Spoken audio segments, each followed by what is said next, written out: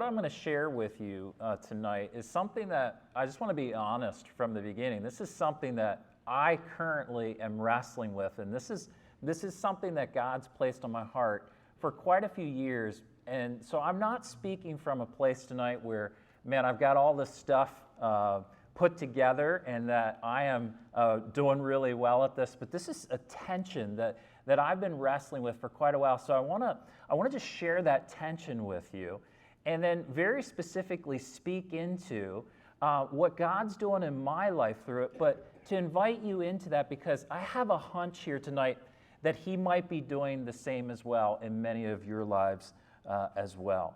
Well, it was just a few years ago I had the opportunity of traveling to Israel and particularly into the West Bank. And for Lancaster Bible College, one of the privileges I have is helping to lead the Travel Learn tours that go out each year. And over the last decade and a half, I have really fallen in love with the state of Israel, particularly looking at the Holy Lands, but even more so, the people that live within the West Bank. And the West Bank is this small area that exists inside of Israel where dear people known as Palestinians live.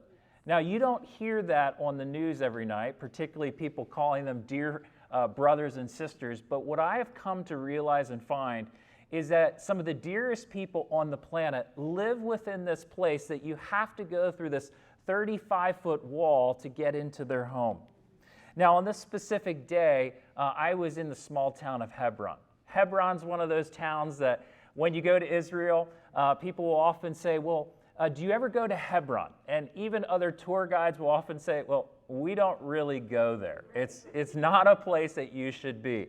And I have a dear friend by the name of Jim Ayers. He's been a mentor of mine for years. And I remember even when he walked into my office, we co-lead these tours together, and he said, why don't we go to Hebron this year? And I looked back at him and I said, well, if we could get an armored bus to go there, maybe I'd be up for it. He said, we've got to go see the Tomb of the Patriarchs while we're there. And after a while, I said, well, I'll make a call, see if we can get an armored bus. We'll go, just to keep the 50 students with us safe, because I like bringing, if I take 50, I like bringing 50 back with me. My wife actually appreciates me coming back as well. And as we got to Hebron that day, because we were in an armored bus going up this road.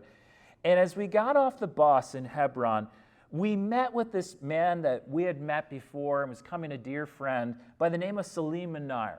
And Salim Menayer, he oversees this thing called the Musalaha experience in the West Bank. Now, Musalaha, it comes from the Arabic word which means reconciliation. And Salim greeted us as we got off the bus. There was many armed military people around us. As we were driving into Hebron that day, it actually felt like we were in a scene of Black Hawk Down, if you can imagine that, where many of the buildings were falling apart. There had been much shelling, many bullets riddled in the walls, and it was a place that you just didn't necessarily feel safe to be there, regardless of what grouping you're part of. But that day, Salim took us in. He shared stories with our students, and even more so, he invested deeply into my soul, because as I looked around at this place, he began to talk about the church planting efforts that were happening. He began to talk about this movement of God's people who were just simply door to door, person to person, very New Testament-like, that there was this movement of God happening greatly in the West Bank. It's kind of funny in Israel. I mean, you go to Israel and it's the land where scriptures took place. Yet most of the folks in Israel proper are atheists, or also Jews, or also Muslim. But there's very few Christians. But all of a sudden, inside the walls of what we could say is probably the greatest or most significant ghetto that still exists on the planet, because these people are oppressed and put behind this wall because of a nationality and a people group, the Word of God and the Spirit of God and the church is moving forward, which nobody can stop. It is so powerful. And in that moment and in that place, Salim shared stories of what God was doing in that place. And he asked this question to us that day that, again, I haven't been able to get away from this question since then. And it's been one that, like I said, I've been wrestling with significantly. And he asked the question, what is poverty? What is poverty? Now, during our debrief, after Salim told us many stories, the leader of Musalah said, the primary reason we don't have peace in the land, the primary reason is because there is a poverty of presence. First, a presence with God, and second, a presence with the people of Israel, or our neighbor. He summed it up so simple that there's this great poverty that exists because we don't sense or spend time with God, but we also don't spend time with our neighbor. We've realized that peace comes through the next generation, Salim said. And as we walked over the hill, he said, I'm going to take you to a place where peace is finally happening. And part of what Musalah does is as we walked over the hill, we basically saw children playing soccer together. He said it's a soccer camp. And it was just children playing with the same type of soccer ball that we see here in the United States. And what they would do at this children's camp, this soccer camp, is they would choose 10 Israeli children, and then they would choose 10 Palestinian children to form the camp, and then all 20 of them would play together all week long with a soccer ball. And what Salim said was, we're just simply, as children, inviting them into this place where they can be present with one another. And when they realize they're present with one another, there really isn't a whole lot of differences between us. And all of a sudden, these young children begin to be formed. Well, I left that day. I left that day broke and wrestling with this question of what is poverty. Now, poverty, it comes in many forms. And if you're anything like me, I can often define poverty from a very limited perspective here in the United States, or even from the extremes that we often see in society today. Here's a few that pop into my mind that might be similar to what's popping into your mind today. Poverty of money. Those who lack finances, possibly even lost jobs, or even are underemployed today in the current job market. Here's another one. Poverty of systems. Places on earth that don't have sewage, trash removal, or even basic road systems that we would know of as just standardization here in the United States. Here's another one. Poverty of health. Geographic regions where healthcare, it's underdeveloped. My wife, a few years ago, while I was on a trip in Israel with our students, she was on a missions trip with LBC, and she had about 15 students with her in Nigeria, Africa. And she decided to get on a soccer field in Nigeria, Africa. And just a small context about my wife, which I love her dearly, she is a musician. She is not an athlete. So she got on this soccer field in Nigeria, Africa, which was not the smoothest soccer field that she's ever been on. And she didn't just twist her ankle in a gully while playing. She actually broke her ankle so that when she had fell to the ground, the foot was going the other way. So I get a call in Israel. It's one of those calls, it's a message left on my phone by a student in Nigeria that simply says, there's been an accident, call Nigeria. Now, gang, I had a really good conversation with that student after I got a hold of him because I just assumed everybody was dead or my wife was dead. But my wife, a few minutes later, was being rushed to a Nigerian hospital where she had a compound fracture of her ankle. And the doctors that oversaw her there didn't know what to do. It was a one-room facility. And they said, well, you're in luck. There's an American doctor that is near here. We'll have him come. And the American doctor came in, and my wife was so excited to see him. She goes, I'm just so glad you're here. And he said, well, I'm glad that you're glad that I'm here. And he goes, well, we'll try to take care of this. And she goes, well, what kind of doctor are you in the States? He said, he goes, well, I'm a gynecologist. But he said, you're in luck. I think I remember from med school how to set this thing. And if you need any gynecological care, after this, when you get home, you get free care. There's a poverty of health some places. Poverty of education is another one I think about. Places where significant people groups are denied basic fundamental education, such as reading, writing, arithmetic, and even the ability to learn good decision making. These are all forms of poverties that exist on earth. And though all these forms of poverty which exist, to some extent in Pennsylvania and here even in New Jersey, they can tend to be more limited.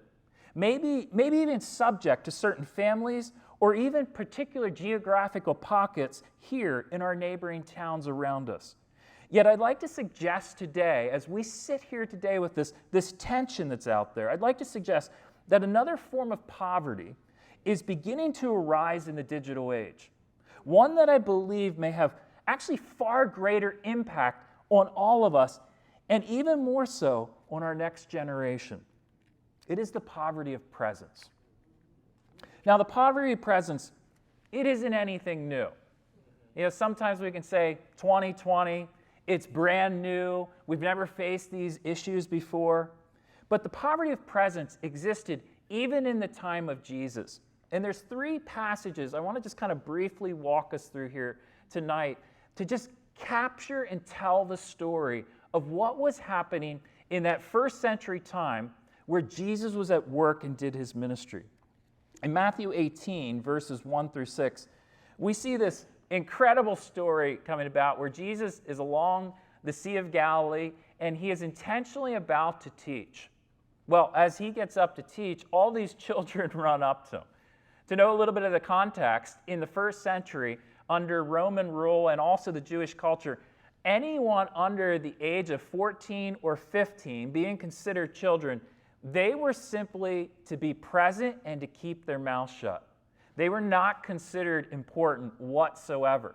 And so particularly in a group like this, where a rabbi, one who is distinguished to bring teaching, is about to speak, children were to be silent, they were to be kept in the back, and all of a sudden Jesus just kind of flips the tables upside down, and he says, "Let the little children come." And those children came, and he modeled such a distinct presence with them that day, because everybody that was really trying to get close to him, it was kind of for lack of good motives. It was for power.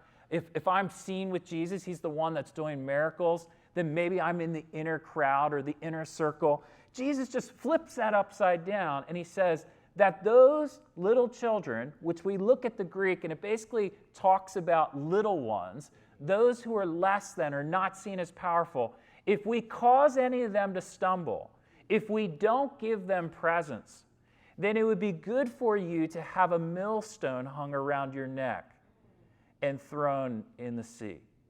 Now, they're standing right beside the Sea of Galilee. And the Sea of Galilee during those days was considered the abyss. Now, that's out of Greek mythology, but that's what everybody in the culture believed, that this was the abyss. And he's basically, he's looking over. He knows, everybody knows what millstones are. It's about between 2,000 to 3,000 pounds. It'd be better for one of those to be hung around your neck and for you to be thrown in the abyss. He makes an emphatic statement that to be present with a child is so significant and so important. In John chapter 12, he makes another statement.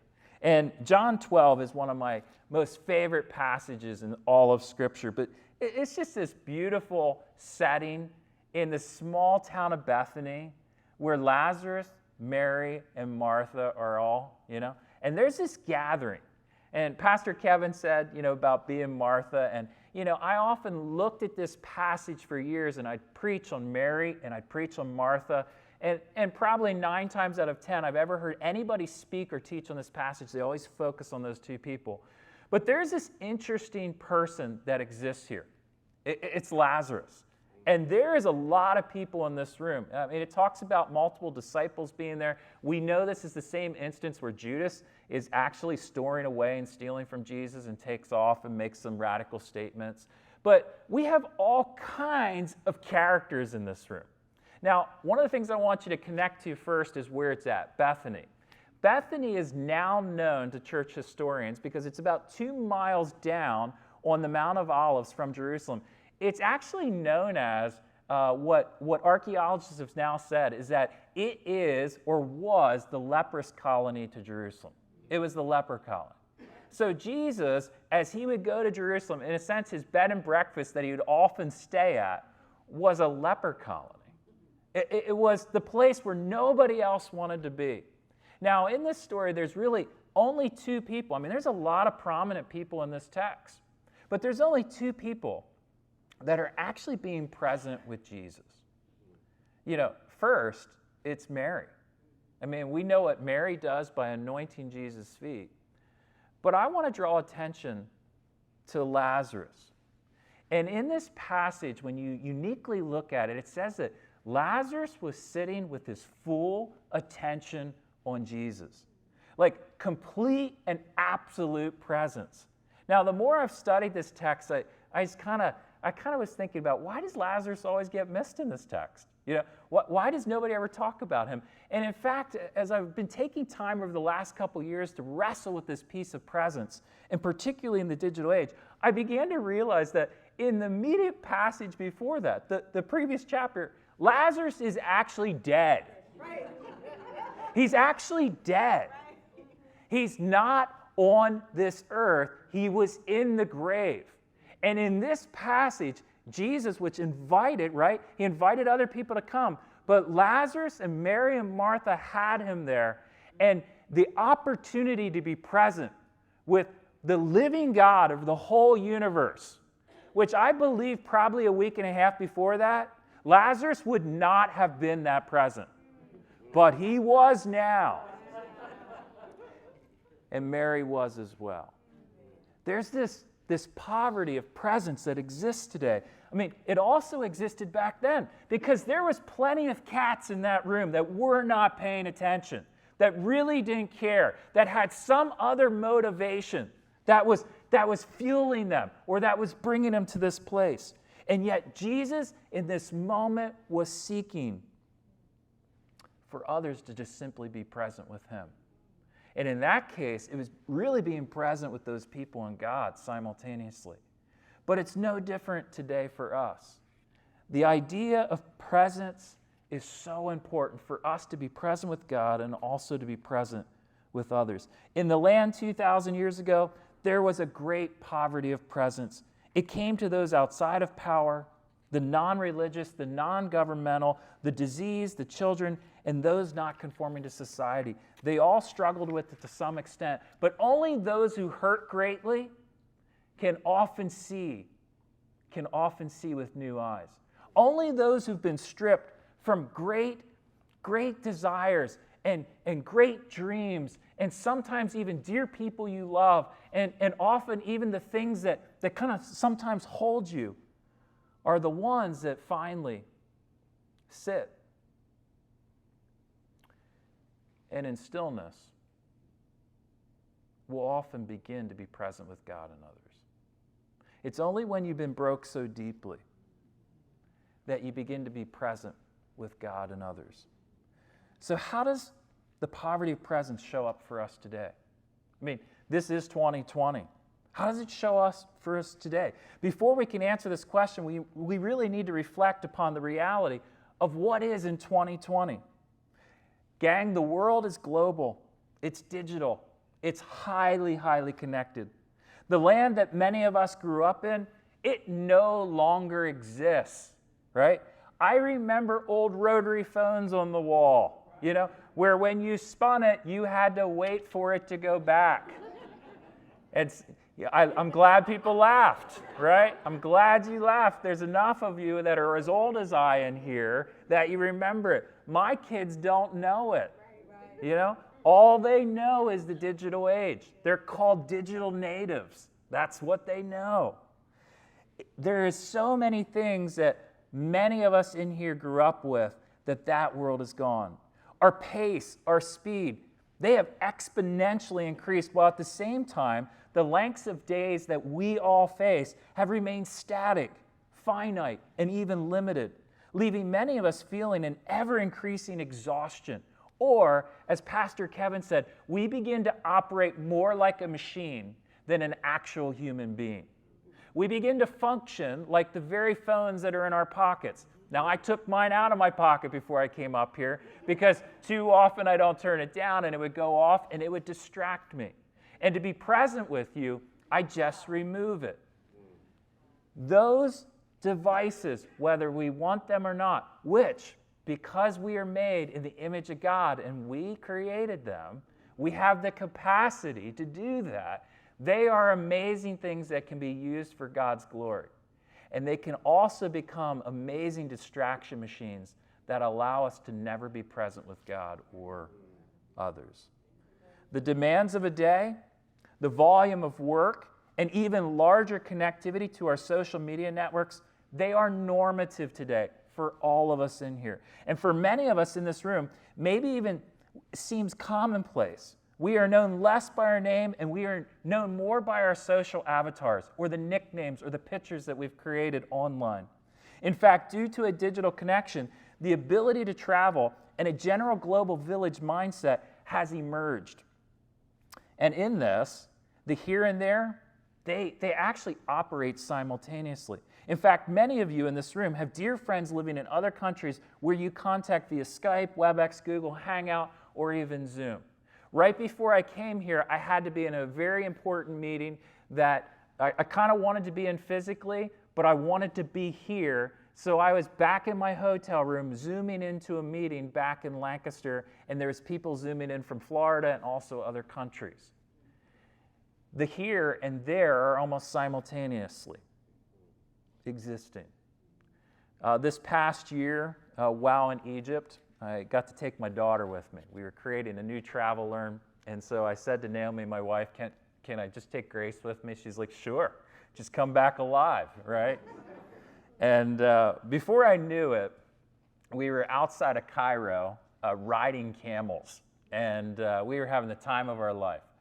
And I got off the camel and took a picture, threw it on Facebook, and did a quick piece on Instagram. And we were off to the airport. I mean, this was just a blitz trip. This was the last day. We didn't even have time to shower. And all of a sudden, we're on a plane going home. We get off the plane. We drive to LBC where our car was parked. I said to Grace, I'm just going to walk upstairs to check something in my office real quick. And as I walk up the stairs to my office, I'm going down the hallway. A colleague sees me. And they just simply say, man, saw that picture. I felt like I was there in the desert with you. That was awesome. And I'm like, I haven't slept since I've been on that camel. What is going on? Like I haven't slept in the last 12 hours, but I was in Egypt 10 hours ago. I haven't showered or washed yet. And now I got somebody high-fiving me in the hallway saying, I felt like I was there with you. That was awesome. And I'm thinking, no, you weren't there with me because you don't smell like I do right now. But you know where I'm going. The here and there is simultaneous. Technology has allowed us to connect in great ways, which is an amazing gift. It's an amazing gift. But it brings unlimited potential to us that we in our finite body have to learn to manage. Otherwise, we spend our days exhausted trying to keep up, trying to do one more thing, trying to capture one more friend. The subconscious of all of this is that we're part of one global village, and your children, your teenagers, and those under 30 are actually better at this than all of you are, right? How many times does your device fail? Something goes wrong, and you're like, I have no idea, right? You just hand it over, like, please help me. Many of those under the age of 10 already own smartphones, tablets, or some digital device while using Kik, Voxer, Instagram, Snapchat, Musical.ly, Vine, and did you notice I didn't say Facebook? Because really the only people that use Facebook are like me, over 40 or 45 years old. The world is changing.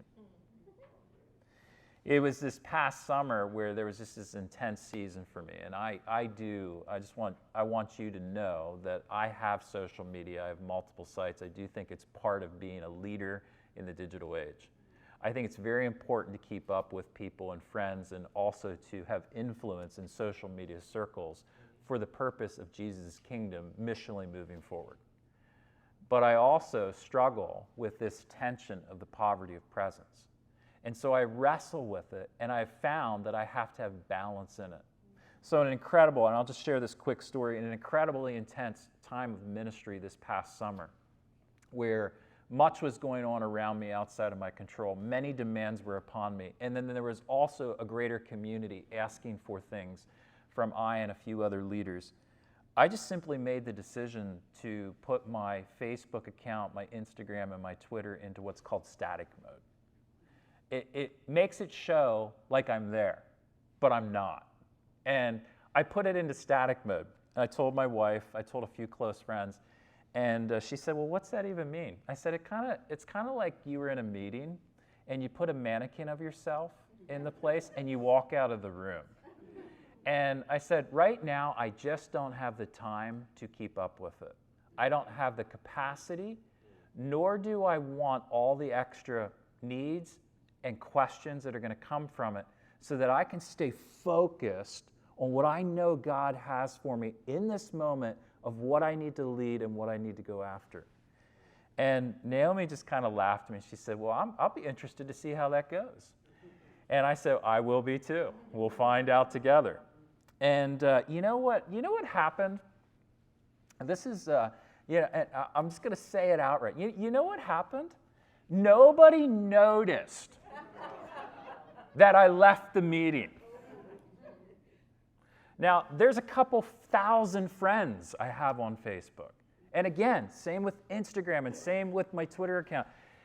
No one noticed.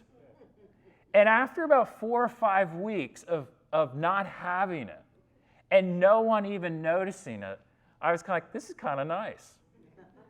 And so I thought I'd continue the experiment, because I didn't actually need to not be on it anymore, but I thought I'll just keep the experiment going. And my birthday came up on September 29th. Now, I just told you all my birthday, so I do expect something this year, okay? Pastor Kevin, I will come back on the 29th. I don't need to speak. I just want to be here. You guys are alive. I love this place. And on September 29th, I said to Naomi, I wonder how many people are going to say happy birthday to me this year. Because we've gotten so patterned, our temporal lobes are patterned to the new devices we use and the new technologies and the patterns. So we're so patterned to a couple hundred, maybe even for some of you who are digital natives in here, maybe 1,000 plus people say, happy birthday. So my birthday came up because Facebook's in static mode. It's not doing anything. So it was kind of like old school birthday, And at the end of the day, Naomi looked at me, my wife, and she said, how many people said happy birthday to you today? And I said, it actually was a really good experiment because 7 people said happy birthday today. It was my wife, it was my son, it was my daughter, it was my mom, it was my grandmother, and just a few select friends. And it was a great reminder to me to who some of the most significant people in my life are that I need to be present with. It just cut deep to my soul. And in this place, I know many of you sense that are wrestling with it as well. John Palfrey says this. He's a millennial researcher in his book, Born Digital. He coined the phrase digital native, suggesting that those born since 2000, they only know a world with technology. In fact, he suggests that most teenagers and children today, they see technology as an extension of their very humanity. Like it's an extension of who they are. When you take technology from some of the students at LBC, they start to twitch. Like there's something palatable happening in their body and their soul where it is actually a part of them. I was teaching a class last year, and during that class, we were interacting with students, and I was talking about some different subjects, And I gave a break, and in the middle of the break, a student came up to me. This was a 20-year-old student. And the 20-year-old student said, hey, you didn't answer my text. What do you think? And I said, well, what are you talking about? And he goes, well, I sent you a text. I'm like, well, when did you send it to me? He goes, about a half hour ago. And I said, I'm teaching in front of you. I'm teaching in front of you. And they're like, yeah, so? And I was like, hey, you can just raise your hand. You don't have to text me. Now, before I go any further, I want to clarify my position on digital technology. I am one who believes that technology is an amazing creation of humankind. God has created us all uniquely that we can also create other things.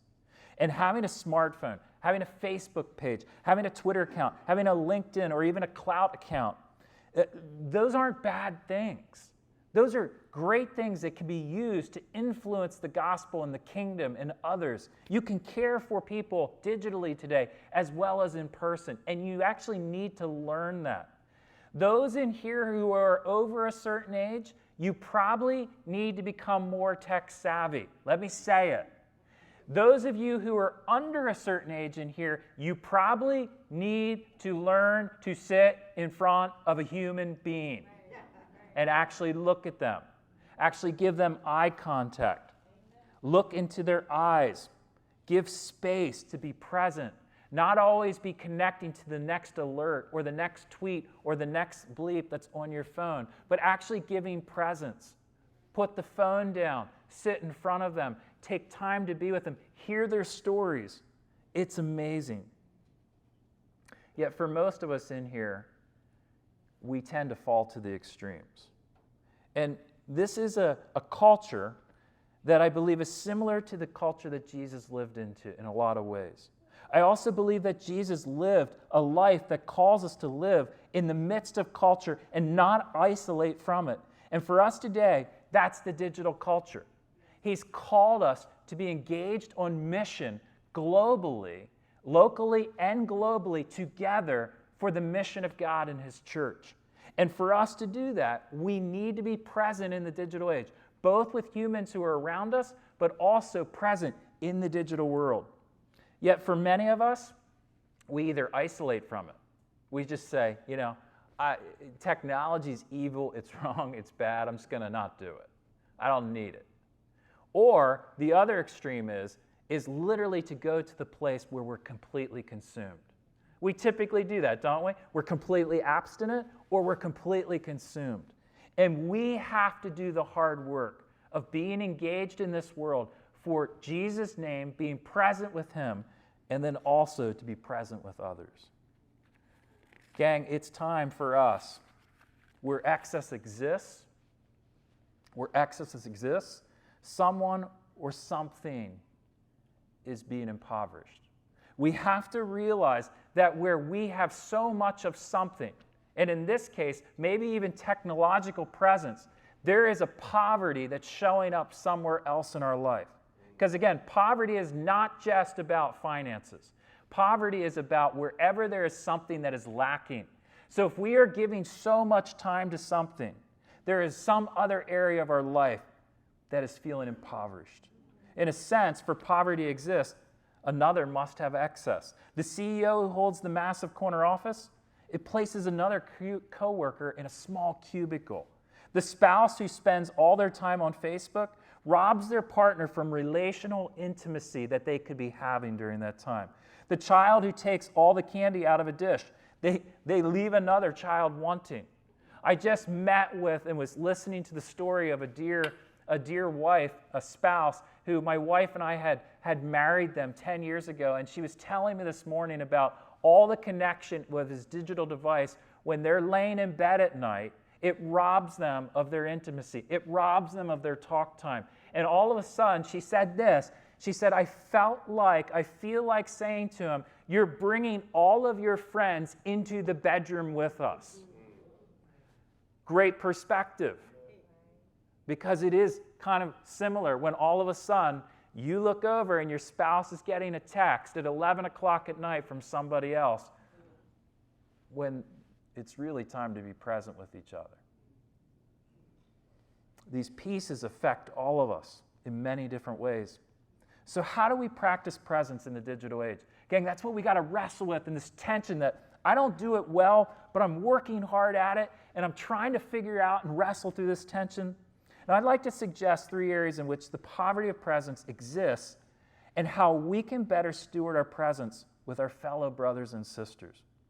The first is this passage at Bethany when we see with Lazarus, Mary and Martha sitting there.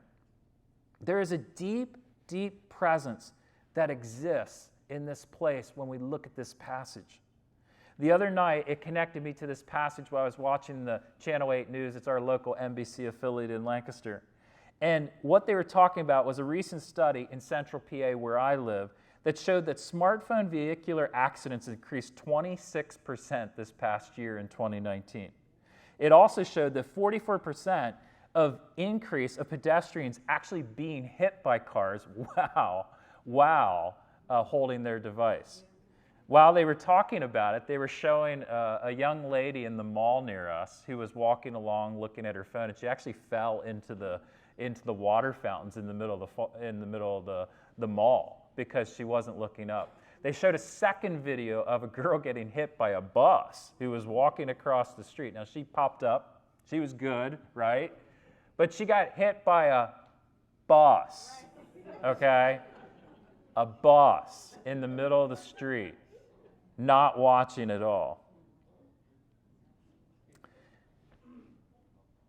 Gang, how about our children? How about our spouses? How about those who ultimately need and want your time? My son Eli is 20 now. He's at the University of Wyoming, so he is not living at home most of the year. But he had this love language of quality time. Eli, when I'd come home when he was a little boy, he would just say, Dad, you want to play with me? Dad, you want to play with me? And Eli's favorite toy was Legos. I mean, it was just sit down, be present with him, just play Legos. And by God's grace, for many years, God used my 2 children, Eli and Grace, to help me understand what presence looked like, and particularly because his love language was just soak it in, spend time. So now he's going to school for architectural engineering. Legos, right? And when people ask Naomi and I, we've been in ministry for 25 years as pastor, church planter, now what I'd like to say is just a mentor, discipler at the school. They always say, what's your retirement plan? And we always just say, Eli. Eli, yeah. Playing Legos, it came back.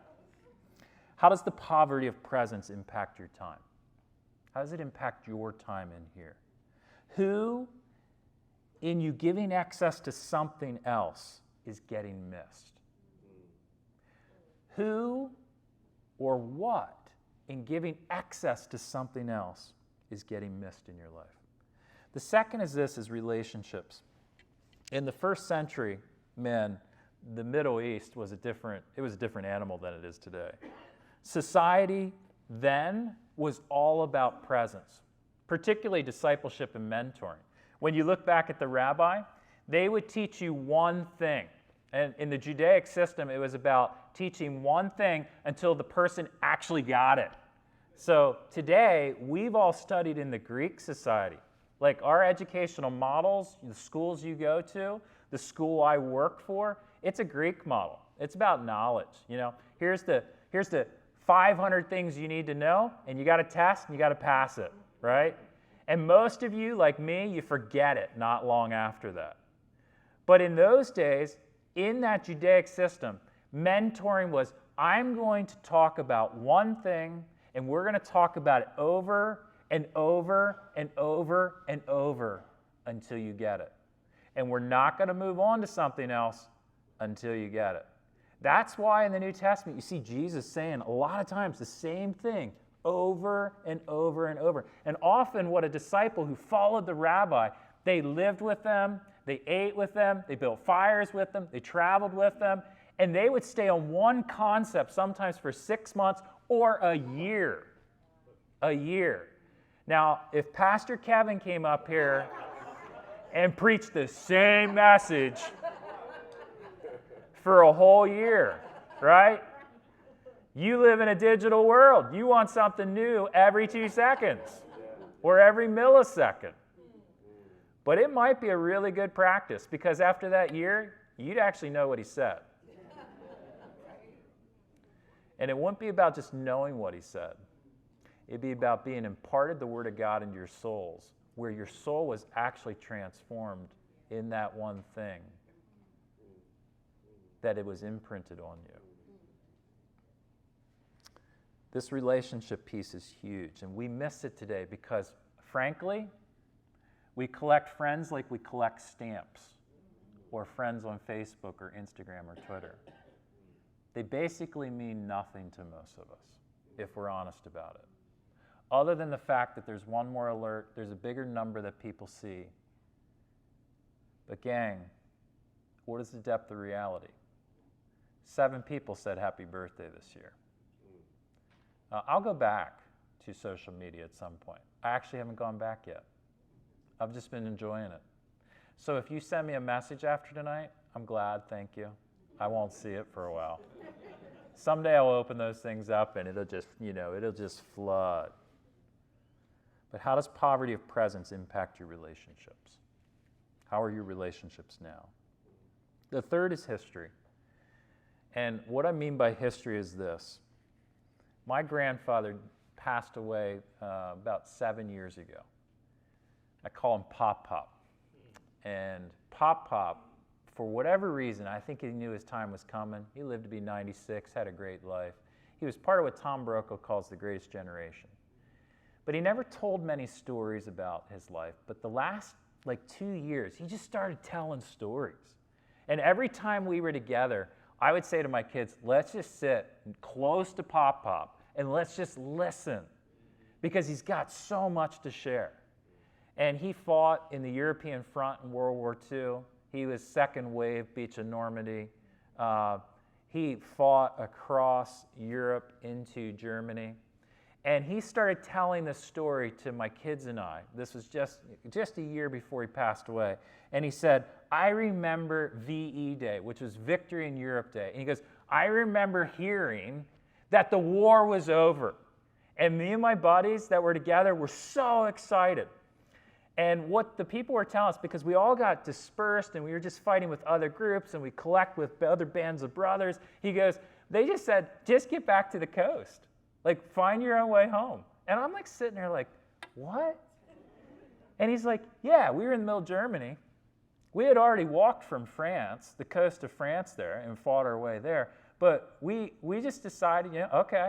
We were just so excited. So we started working our way back across Europe. Gang, they're not on trucks, right? They're walking back across Europe to get to a beach. And they said, just find fisher trawlers, just find boats, get yourself home, and figure it out from there. It's over. Go. And he said we had to actually walk through 3 countries to get back to the coast. And because technology didn't really exist in the same form it does today, he goes, we kept running into pockets of people didn't know the war was over. So we had to fight the whole way back to the beach. We got on a boat, a fishing trawler that took us back across the Atlantic. He said we came into Charleston, South Carolina, and he goes, we were so excited to be in America. He goes, we hopped on a train, which military people could just ride for free on any train. We hopped on a train in a boxcar and came to Baltimore. He goes, I hitchhiked from Baltimore to Harrisburg, and then I just ran the rest of the way home to Hershey. My kids, their mouths were on the floor. And I just turned to him, I said, don't ever complain about going to the bus stop again. Don't ever complain about walking a couple hundred feet to the bus stop. The next generations need to hear the stories of their parents, their grandparents, their mentors, their pastors. Otherwise, we so subtly abdicate our responsibility to nurture reality and maybe even their own humanity in their soul. If we don't take time to be present and we have such a poverty of presence, we're allowing digital devices to simply raise the next generation.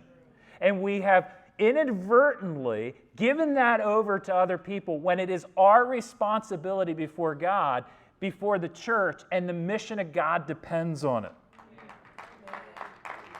How? How does the poverty of presence impact your understanding of history and subsequently your future and the next generation that you have been given responsibility to lead?